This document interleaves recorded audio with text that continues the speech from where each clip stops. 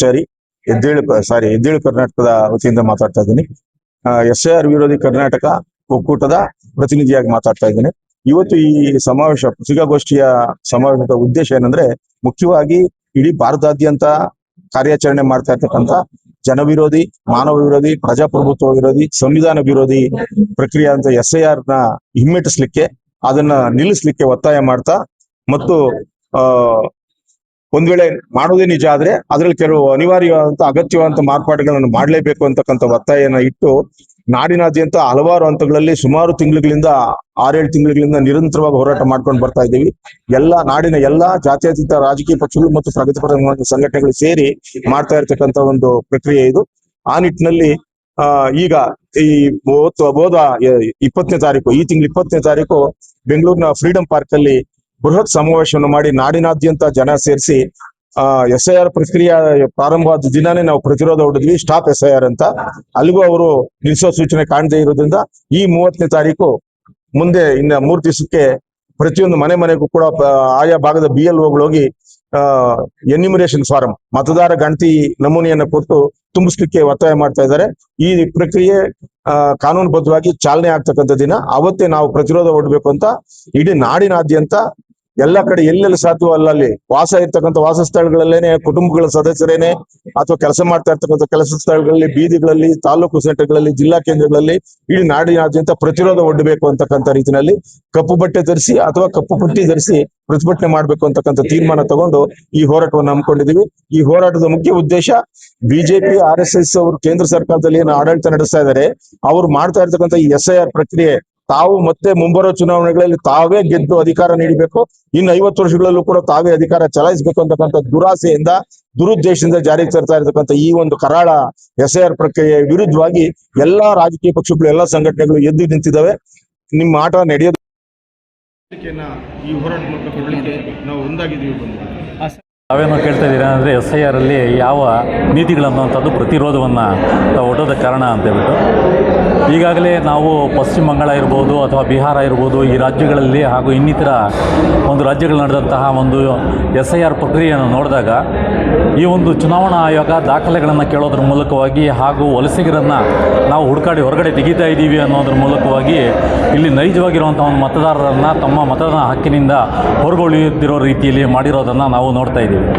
ಸುಮಾರು ಲಕ್ಷಾಂತರ ಜನ ಇವತ್ತು ತಮ್ಮ ಒಂದು ಮತದಾನ ಹಕ್ಕಿನಿಂದ ಚುನಾವಣಾ ಆಯೋಗ ಈ ಒಂದು ದಾಖಲೆಗಳನ್ನು ಕೇಳಿ ಅವರಿಗೆ ಪ್ರೇರೇಪಿಸಿ ಅವರಿಗೆ ದಾಖಲೆಗಳನ್ನು ಕೇಳೋದ್ರ ಮೂಲಕ ಇವತ್ತು ದಾಖಲೆಗಳು ಸರಿ ಇಲ್ಲ ಅನ್ನೋದ್ರ ಮುಖಾಂತರವಾಗಿ ಅವರ ನೈಜವಾಗಿರುವಂಥ ಮತದಾನವನ್ನು ಕಸಿಯುವಂಥ ಒಂದು ಪ್ರಯತ್ನ ಅನ್ನೋಂಥದ್ದು ಮಾಡಿದೆ. ಇನ್ನೂ ಒಂದು ಏನಂತ ಹೇಳಿದ್ರೆ, ಅವರು ಈ ಲಾಜಿಕಲ್ ಡಿಸ್ಕ್ರಿಪೆನ್ಸಿ ಅನ್ನೋಂಥ AI ಟೂಲನ್ನು ಬಳಸ್ತಾ ಇದ್ದಾರೆ.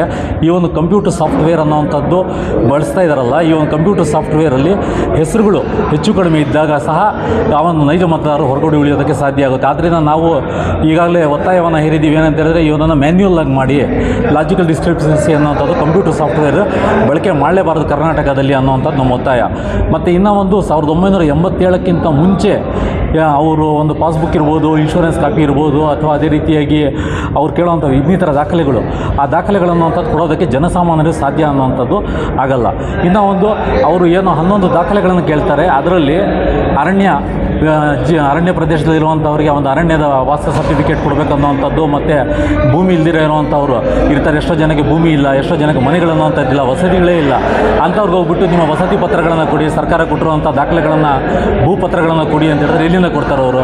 ಮತ್ತು ಅದ್ರ ಜೊತೆಗೆ ಇವ್ರು ಕೊಡ್ತಾ ಇರೋಂಥದ್ದು ಕಾಲಾವಕಾಶ ಅನ್ನೋಂಥದ್ದು BLOಗಳಿಗೆ ಕೇವಲ 140 ದಿವಸಗಳ ಕಾಲಾವಕಾಶ. ಈ 140 ದಿವಸಗಳ ಕಾಲಾವಕಾಶದಲ್ಲಿ ಸಮರ್ಪಕವಾಗಿ SIR ಜಾರಿ ಮಾಡೋದಕ್ಕೆ ಸಾಧ್ಯನೇ ಆಗಲ್ಲ ಇರುವಂಥ ಪ್ರಕ್ರಿಯೆ ಟೋಟಲ್. ಅದಕ್ಕೆ ನಮ್ಮ ಒತ್ತಾಯ ಆಗಿತ್ತು ಏನಂತ ಹೇಳಿದ್ರೆ, BLOಗಳಿಗೂ ಸಹ 6 ತಿಂಗಳು ಕಾಲಾವಕಾಶ ಕೊಡಿ, ಮತ್ತು 6 ತಿಂಗಳು ಮತದಾರರು ಯಾರು ಹೊರಗುಳಿತಾರೆ ಪಟ್ಟಿಯಿಂದ ಅವರು ಸಮರ್ಪಕವಾಗಿರುವಂಥ ದಾಖಲೆಗಳನ್ನು ತಯಾರು ಮಾಡಿ ಮತ್ತೆ ಸಲ್ಲಿಸೋದಕ್ಕೆ ಅವ್ರಿಗೂ 6 ತಿಂಗಳು ಸಮಯಾವಕಾಶ ಕೊಡಿ. ಒಟ್ಟು 1 ವರ್ಷದ ಕಾಲಾವಕಾಶ ಕೊಟ್ಟರೆ ಈ ಒಂದು ಪ್ರಕ್ರಿಯೆ ಅನ್ನೋದು ಸಮಗ್ರವಾಗಿ ನಡೆಯೋದಕ್ಕೆ ಸಾಧ್ಯ ಆಗುತ್ತೆ ಅಂತೇಳ್ಬಿಟ್ಟು ಒತ್ತಾಯ ಇತ್ತು. ಆದರೆ ಚುನಾವಣಾ ಆಯೋಗ ಇವಾಗ ತರಾತುರಿಯಲ್ಲಿ ಈ ಕೆಲಸವನ್ನು ಮಾಡೋದಕ್ಕೆ ಅಂತೇಳ್ಬಿಟ್ಟು ಹೊರಟಿದೆ. ಅದಕ್ಕೆ ನಾವು ಸರ್ಕಾರವನ್ನು ಒತ್ತಾಯ ಮಾಡ್ತಾ ಇದ್ದೇವೆ. ಏನಂತ ಹೇಳಿದ್ರೆ, ತಾವು ಏನು SIR ಪ್ರಕ್ರಿಯೆ ಇದು ನಡೆಯುತ್ತೆ, ಕರಡು ಪಟ್ಟಿ ಅನ್ನೋಂಥದ್ದು ಅನೌನ್ಸ್ ಮಾಡ್ತೀರಾ, ಅನೌನ್ಸ್ ಮಾಡಿದಾಗ ಅದನ್ನು ಗೌಪ್ಯವಾಗಿ ಹಿಡಿದಿರಾ ಸಾರ್ವಜನಿಕ ಒಂದು ವಾರ್ಡ್ ಸಭೆ ಮತ್ತು ಗ್ರಾಮ ಸಭೆಯಲ್ಲಿ ಅದನ್ನು ಪ್ರಚುರಪಡಿಸಬೇಕು ಸಾರ್ವಜನಿಕರಿಗೆ.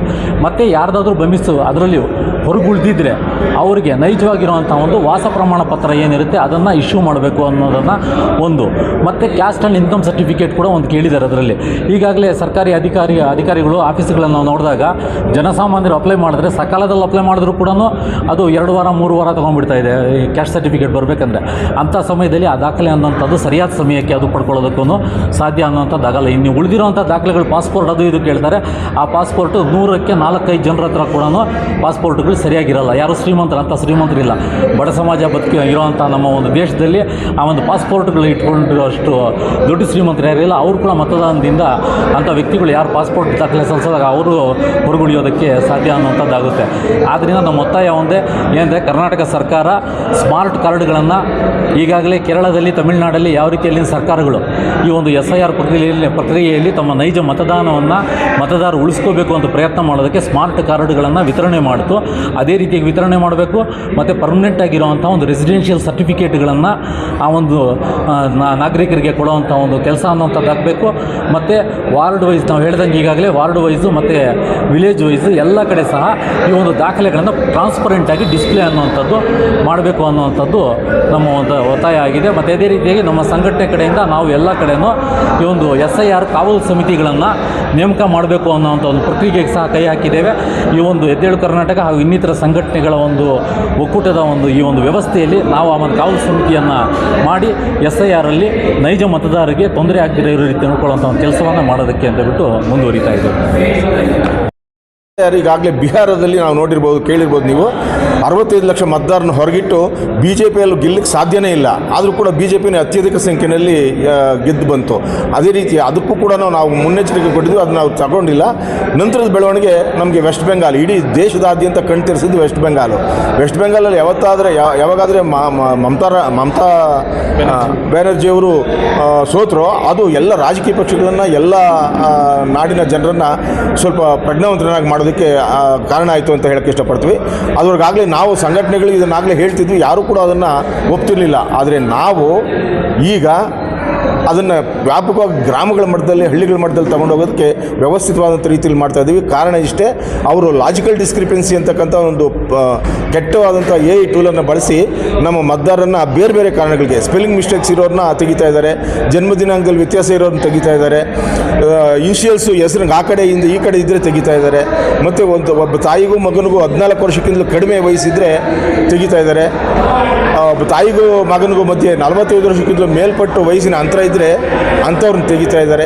ಈ ರೀತಿ ಎಲ್ಲ ರೀತಿಯಲ್ಲೂ ಕೂಡ ಹೆಂಗೆ ಸಾಧ್ಯವೋ, ತೆಗಿಯೋಕ್ಕೆ ಹೆಂಗೆ ಸಾಧ್ಯವೋ ಆ ರೀತಿ ಎಲ್ಲ ಮಾನದಂಡಗಳನ್ನು ಉಪಯೋಗಿಸಿ ಮತಪಟ್ಟಿಯಿಂದ ಮತದಾರರನ್ನು ತೆಗಿತಾ ಇರ್ತಕ್ಕಂಥದ್ದು